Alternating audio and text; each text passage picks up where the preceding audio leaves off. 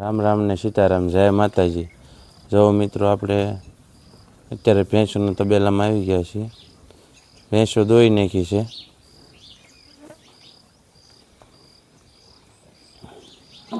બધી ભેંસોને નીરી પણ દીધું છે। જો અત્યારમાં બાજરીનું કટિંગ અને ખાર્યું,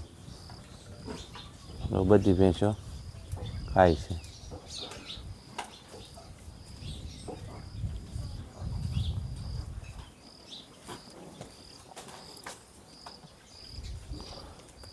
સામે માંડવામાં પારું બાંધ્યા છે, એ પણ ખાય છે। જો નાસ્તો કરીને જો ભેંસુને નીર નાખી દીધી છે અને હવે નીર નાખી દીધી કે લઈ ગયા છે। ઓલી બાજુ વાસણ કરવાનું શરૂ છે અને ભેંસુ જો બધું નીર ખાય છે। અમારા જે અત્યારમાં જાગીને દરરોજ એના મમ્મીને કંદાડવાનું કામ કરે છે। શું કહેવું તમારું? કાંઈ કહેવું છે? ખાણ બે બકડીયામાં નાખીને એમાં પાણી નાખી દે છે,